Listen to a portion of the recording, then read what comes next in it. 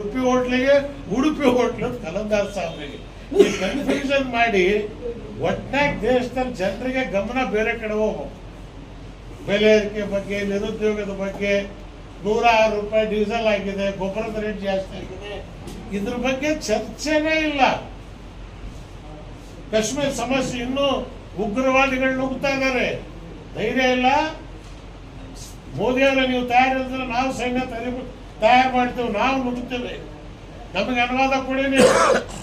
ನಾನು ಕೇಂದ್ರದಲ್ಲಿ ಮಂತ್ರಿ ಆಗಿದ್ದೆ, 1 ವರ್ಷ ಒಬ್ಬ ಮನುಷ್ಯ ಸತ್ತಿರ್ಲಿಲ್ಲ ಕಾಶ್ಮೀರದಾಗ. ರೆಕಾರ್ಡ್ ತೆಗೆದು ನೋಡ್ರಿ, 95, 96, 96, 97 ಒಬ್ಬ ಉಗ್ರವಾದಿ ಬಂದಿರಲಿಲ್ಲ. ನವಾಜ್ ಶರೀಫ್ ಕಳಿಸಿರ್ಲಿಲ್ಲ. ಯಾಕೆ? ಅವನಿಗೆ ಗೊತ್ತಿತ್ತು ಇದು ಆಡಳಿತ ನಡೀತಕ್ಕಂಥದ್ದು ಗಟ್ಟಿ ಗಂಡಸರದಾರ ಅಂತ. ಮೋದಿ ಹೋದ್ರು ನವಾಜ್ ಶರೀಫ್ ಮದುವೆಗೆ ಔತಣ ತಗೊಂಡ್ರು. ಯಾಕೆ ಹೋಗಿದ್ರಿ ಅಲ್ಲಿ? ನೀನ್ ಚಿಗಪ್ಪನ ಮಗನ?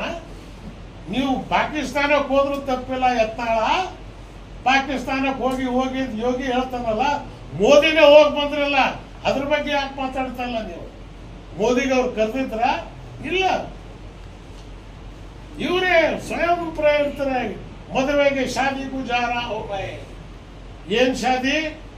ಇಲ್ಲ, ನಮ್ಮ ಅಮಾಯಕರ ಅಂತ ಸೈನಿಕರನ್ನ ಕೊಲ್ತಿರ್ತಕ್ಕಂಥ ದೇಶದ ಪ್ರಧಾನಮಂತ್ರಿ ಮಗಳ ಮದುವೆಗೆ ನೀವು ಹೋಗ್ತೀರಿ ಅಂದಮೇಲೆ ನಿಮಗೆ ದೇಶಾಭಿಮಾನ ಎಷ್ಟಿದೆ ಇದು ನೀವು ನೋಡಬೇಕು.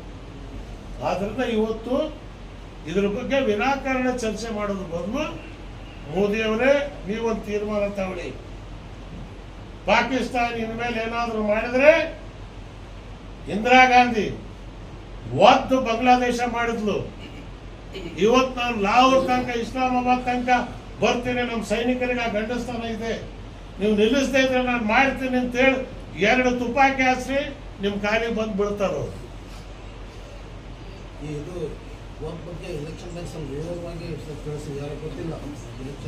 ಎಲೆಕ್ಷನ್